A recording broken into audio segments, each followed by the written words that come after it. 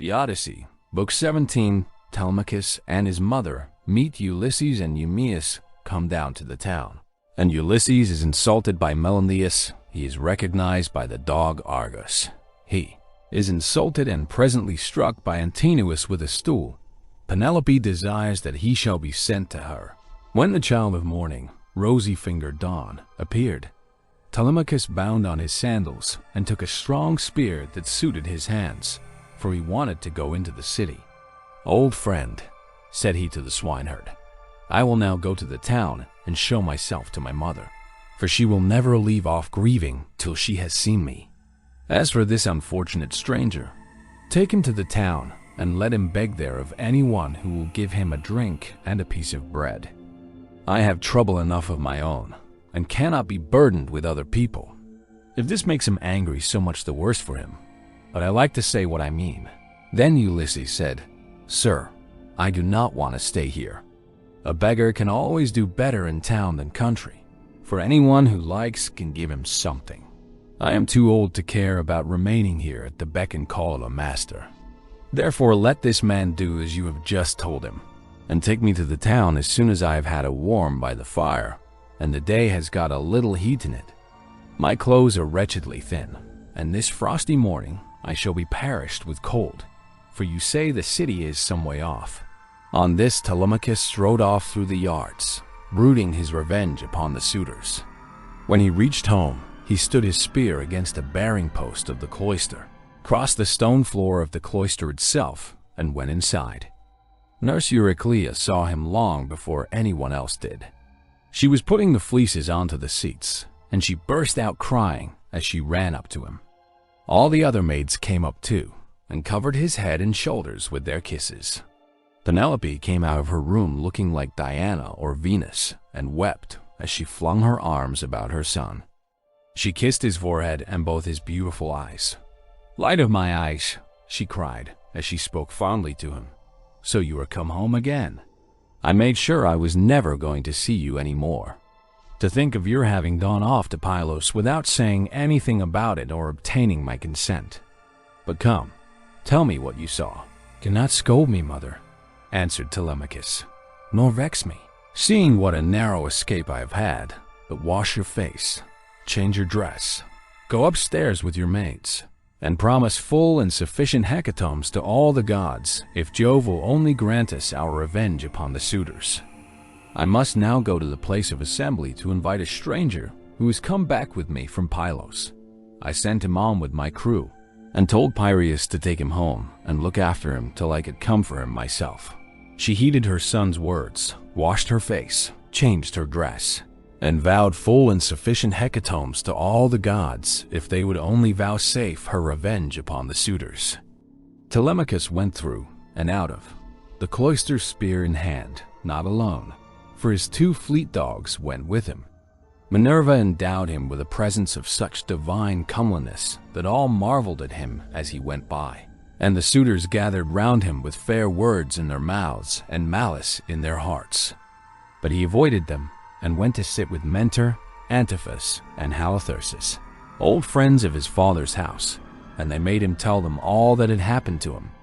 Then Piraeus came up with Theoclymenus, whom he had escorted through the town to the place of assembly, whereon Telemachus at once joined them. Piraeus was first to speak.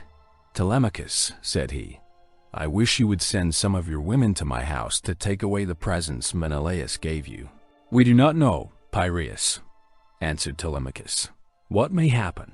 If the suitors kill me in my own house and divide my property among them, I would rather you had the presents than that any of those people should get hold of them. If on the other hand I manage to kill them, I shall be much obliged if you will kindly bring my presents." With these words, he took Theoclymenus to his own house. When they got there, they laid their cloaks on the benches and seats, went into the baths, and washed themselves. When the maids had washed and anointed them, and had given them cloaks and shirts, they took their seats at table. A maidservant then brought them water in a beautiful golden ewer, and poured it into a silver basin for them to wash their hands. And she drew a clean table beside them. An upper servant brought them bread and offered them many good things of what there was in the house. Opposite them sat Penelope, reclining on a couch by one of the bearing posts of the cloister and spinning. Then they laid their hands on the good things that were before them, and as soon as they had enough to eat and drink, Penelope said, "Telemachus, I shall go upstairs and lie down on that sad couch, which I have not ceased to water with my tears, from the day Ulysses set out for Troy with the sons of Atreus. You failed, however, to make it clear to me before the suitors came back to the house, whether or no you had been able to hear anything about the return of your father. I will tell you then truth," replied her son. "We went to Pylos and saw Nestor, who took me to his house and treated me as hospitably as though I were a son of his own, who had just returned after a long absence. So also did his sons. But he said he had not heard a word from any human being about Ulysses, whether he was alive or dead. He sent me, therefore, with a chariot and horses to Menelaus. There I saw Helen, for whose sake so many, both Argives and Trojans, were in heaven's wisdom doomed to suffer. Menelaus asked me what it was that had brought me to Lacedaemon, and I told him the whole truth, whereon he said, 'So, then, these cowards would usurp a brave man's bed? A hind might as well lay her newborn young in the lair of a lion, and then go off to feed in the forest or in some grassy dell. The lion, when he comes back to his lair, will make short work with the pair of them, and so will Ulysses with these suitors. By Father Jove, Minerva, and Apollo, if Ulysses is still the man that he was when he wrestled with Philomelides in Lesbos, and threw him so heavily that all the Greeks cheered him, if he is still such, and were to come near these suitors, they would have a short shrift and a sorry wedding. As regards your question, however, I will not prevaricate nor deceive you, but what the old man of the sea told me, so much will I tell you in full. He said he could see Ulysses on an island, sorrowing bitterly in the house of the nymph Calypso, who was keeping him prisoner, and he could not reach his home, for he had no ships nor sailors to take him over the sea. This was what Menelaus told me, and when I had heard his story, I came away. The gods then gave me a fair wind and soon brought me safe home again." With these words, he moved the heart of Penelope. Then Theoclymenus said to her, "Madam, wife of Ulysses, Telemachus does not understand these things. Listen therefore to me, for I can divine them surely, and will hide nothing from you. May Jove, the King of Heaven, be my witness, and the rites of hospitality, with that hearth of Ulysses to which I now come, that Ulysses himself is even now in Ithaca, and, either going about the country or staying in one place, is inquiring into all these evil deeds and preparing a day of reckoning for the suitors. I saw an omen when I was on the ship, which meant this, and I told Telemachus about it." "May it be even so," answered Penelope. "If your words come true, you shall have such gifts and such goodwill from me that all who see you shall congratulate you." Thus did they converse. Meanwhile, the suitors were throwing discs, or aiming with spears at a mark on the level ground in front of the house, and behaving with all their old insolence. But when it was now time for dinner, and the flock of sheep and goats had come into the town from all the country round, with their shepherds as usual, then Medon, who was their favorite servant, and who waited upon them at table, said, "Now then, my young masters, you have had enough sport, so come inside that we may get dinner ready." Dinner is not a bad thing at dinner time. They left their sports as he told them, and when they were within the house, they laid their cloaks on the benches and seats inside, and then sacrificed some sheep, goats, pigs, and a heifer, all of them fat and well grown. Thus they made ready for their meal. In the meantime, Ulysses and the swineherd were about starting for the town, and the swineherd said, "Stranger, I suppose you still want to go to town today, as my master said you were to do.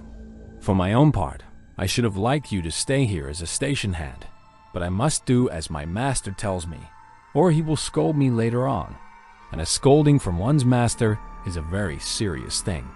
Let us then be off, for it is now broad day. It will be night again directly, and then you will find it colder. I know and understand you. replied Ulysses. "You need say no more.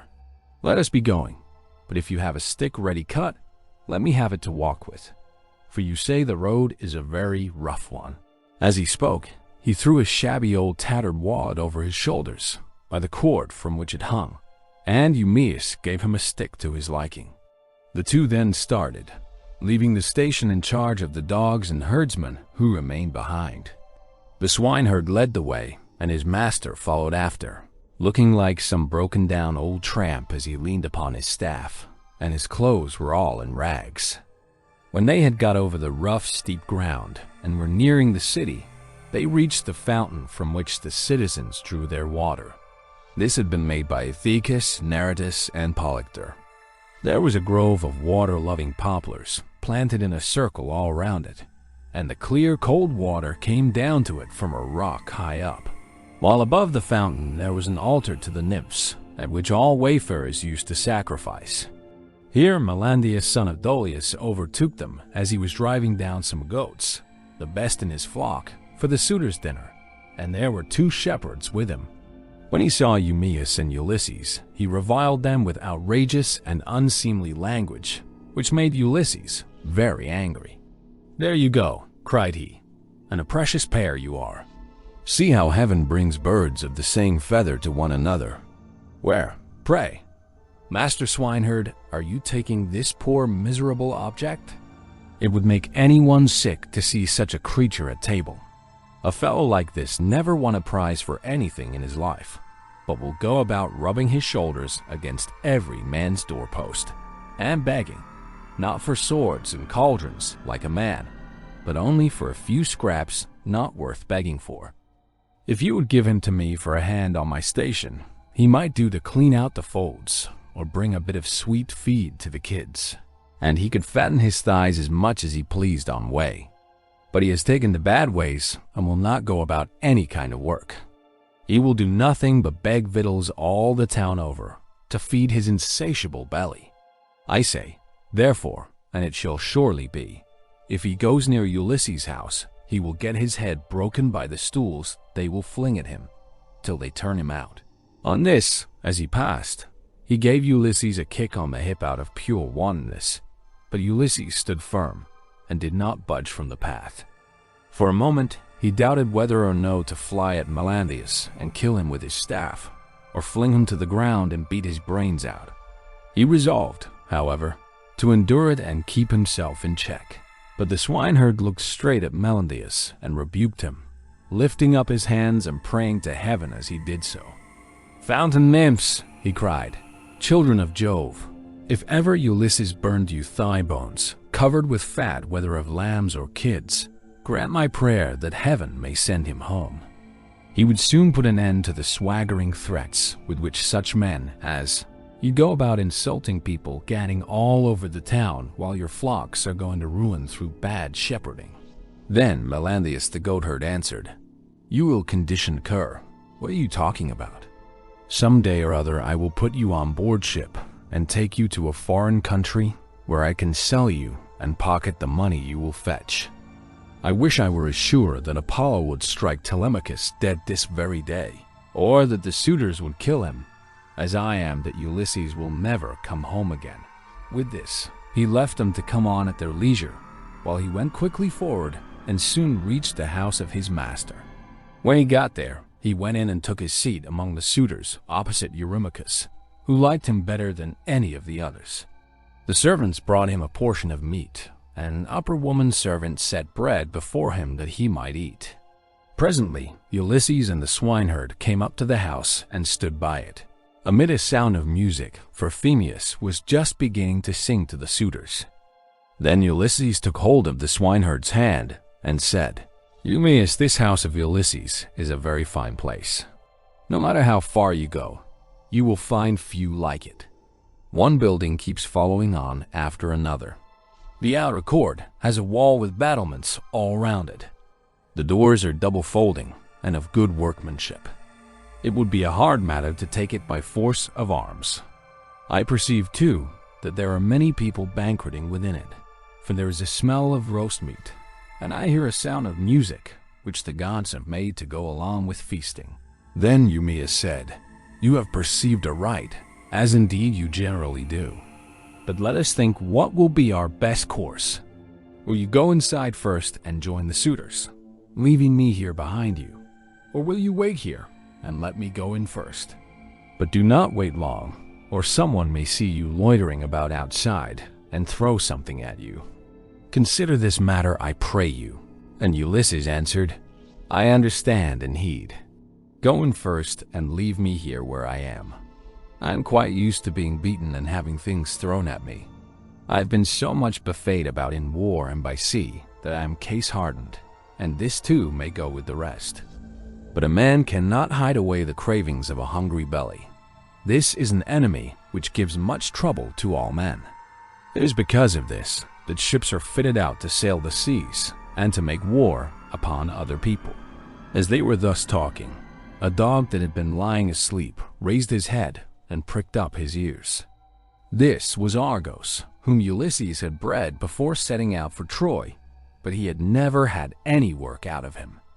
In the old days, he used to be taken out by the young men when they went hunting wild goats, or deer or hares, but now that his master was gone, he was lying neglected on the heaps of mule and cow dung that lay in front of the stable doors till the men should come and draw it away to manure the great close, and he was full of fleas. As soon as he saw Ulysses standing there, he dropped his ears and wagged his tail, but he could not get close up to his master.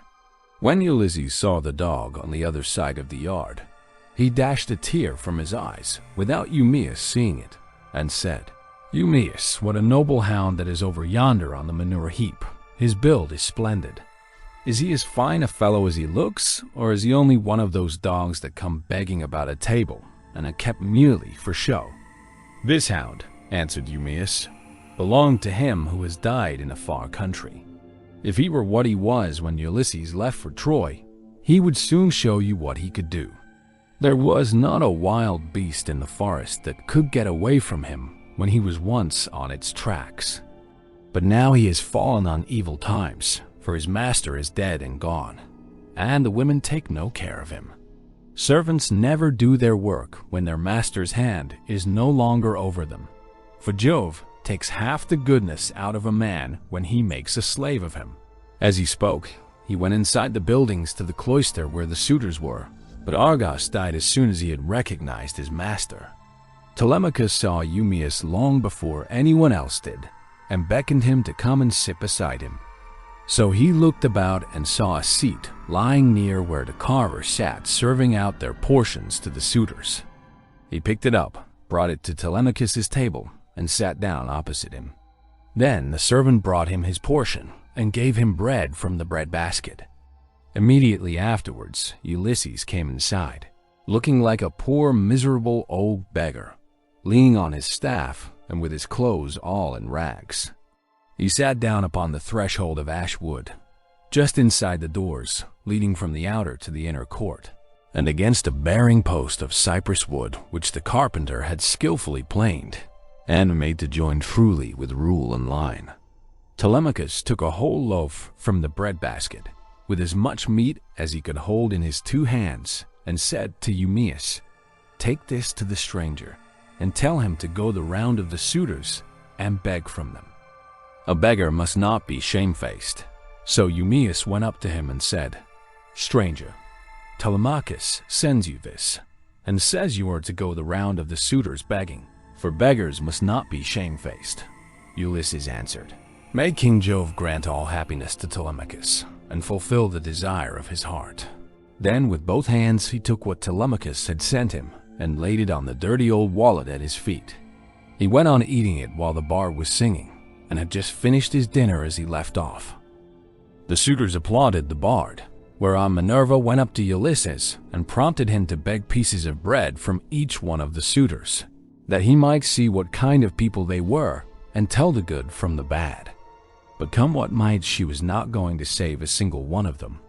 Ulysses, therefore, went on his round, going from left to right, and stretched out his hands to beg as though he were a real beggar. Some of them pitied him and were curious about him, asking one another who he was and where he came from.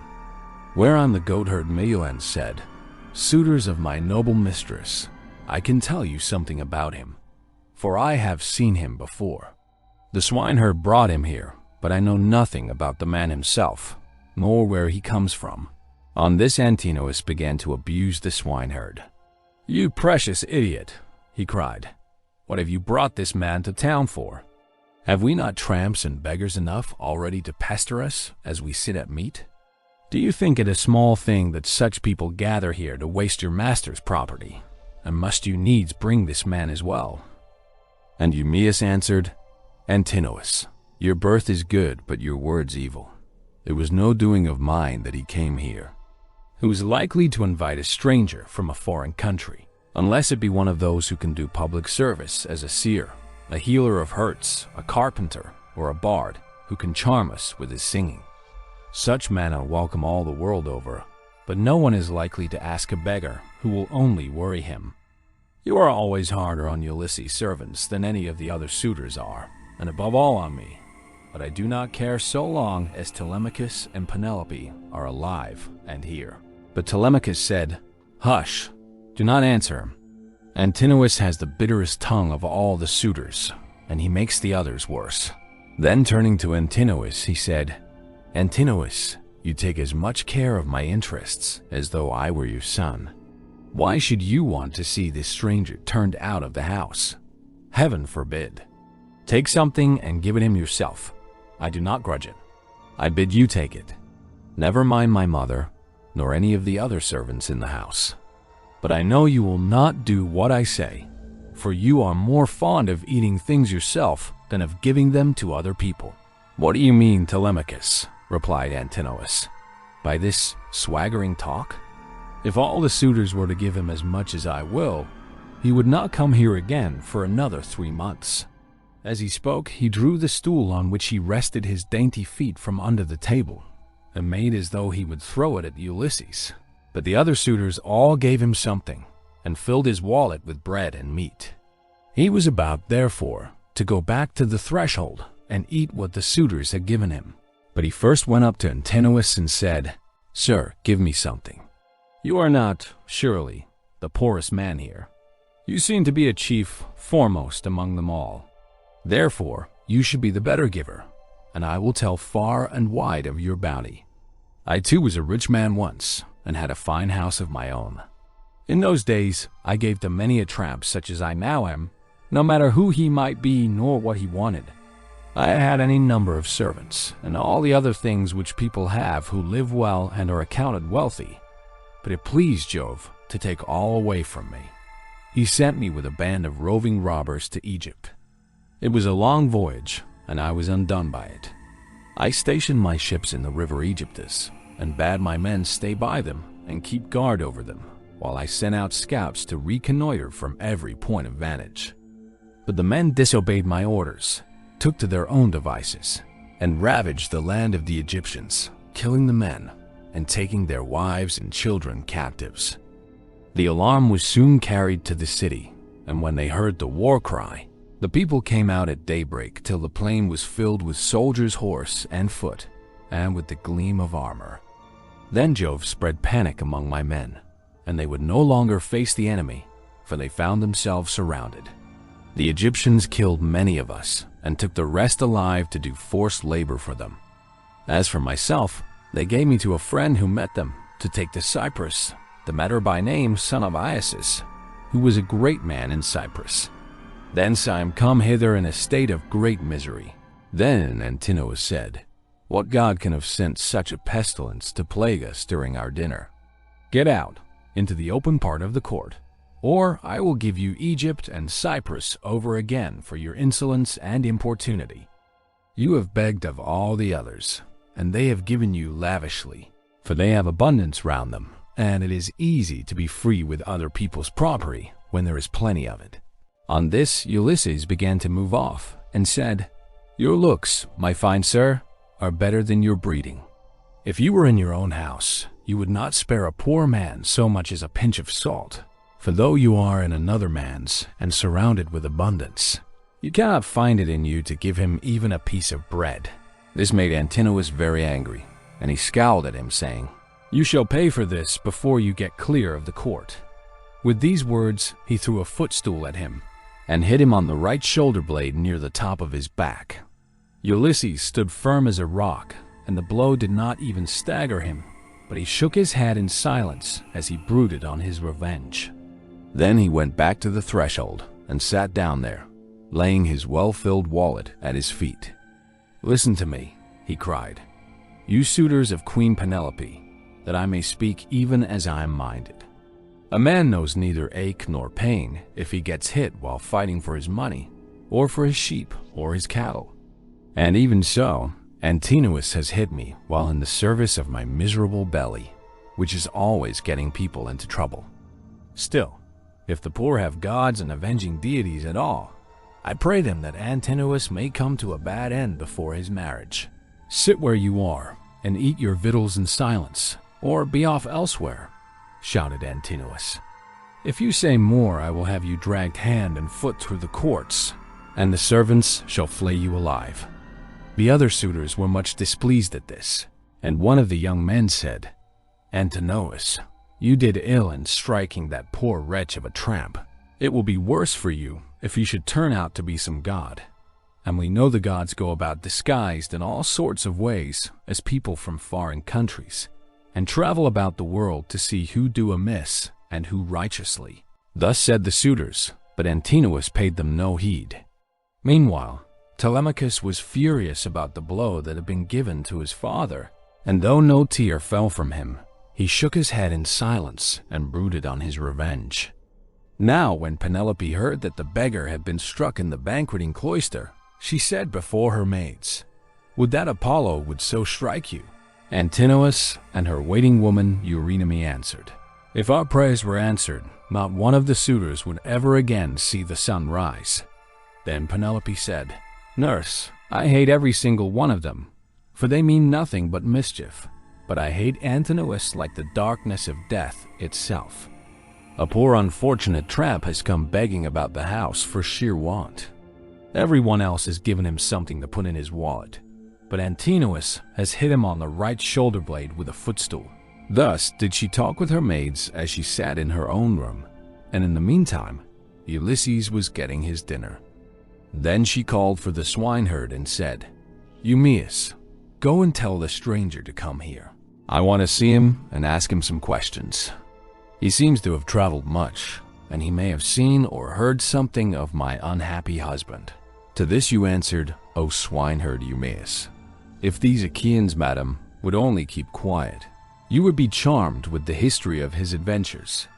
I had him 3 days and 3 nights with me in my hut, which was the first place he reached after running away from his ship, and he has not yet completed the story of his misfortunes.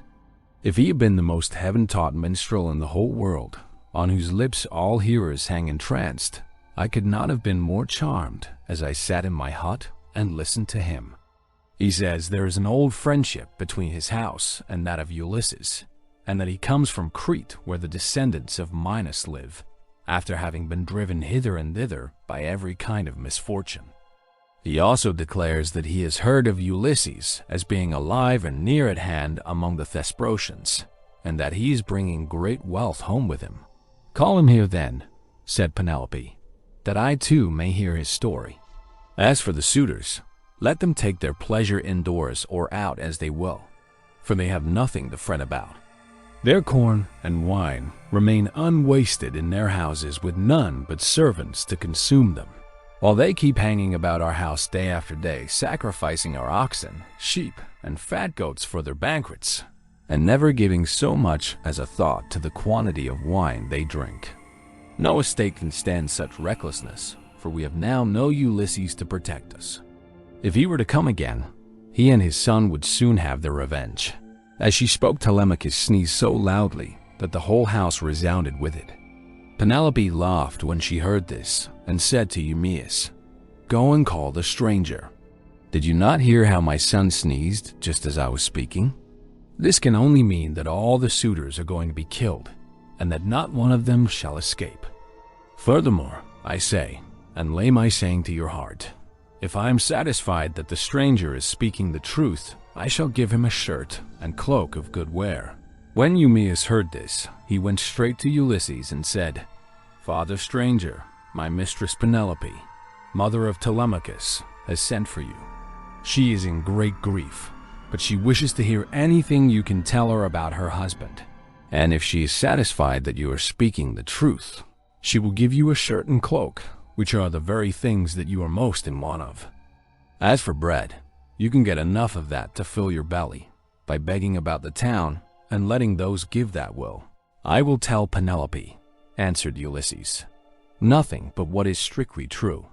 I know all about her husband and have been partner with him in affliction, but I am afraid of passing through this crowd of cruel suitors, for their pride and insolence reach heaven. Just now, moreover, as I was going about the house without doing any harm, a man gave me a blow that hurt me very much, but neither Telemachus nor anyone else defended me. Tell Penelope, therefore, to be patient and wait till sundown. Let her give me a seat close up to the fire, for my clothes are worn very thin. You know they are, for you have seen them ever since I first asked you to help me. She can then ask me about the return of her husband." The swineherd went back when he heard this, and Penelope said as she saw him cross the threshold, "Why do you not bring him here, Eumaeus? Is he afraid that someone will ill-treat him, or is he shy of coming inside the house at all? Beggars should not be shamefaced." To this you answered, "O swineherd Eumaeus, the stranger is quite reasonable. He is avoiding the suitors and is only doing what anyone else would do. He asks you to wait till sundown, and it will be much better, madam, that you should have him all to yourself, when you can hear him and talk to him as you will." "The man is no fool," answered Penelope. "It would very likely be as he says, for there are no such abominable people in the whole world as these men are." When she had done speaking, Eumaeus went back to the suitors, for he had explained everything. Then he went up to Telemachus and said in his ear so that none could overhear him, "My dear sir, I will now go back to the pigs to see after your property and my own business. You will look to what is going on here, but above all, be careful to keep out of danger, for there are many who bear you ill will. May Jove bring them to a bad end before they do us a mischief." "Very well," replied Telemachus. "Go home when you have had your dinner, and in the morning come here with the victims we are to sacrifice for the day. Leave the rest to heaven and me." On this Eumaeus took his seat again, and when he had finished his dinner, he left the courts and the cloister with the men at table and went back to his pigs. As for the suitors, they presently began to amuse themselves with singing and dancing, for it was now getting on towards evening.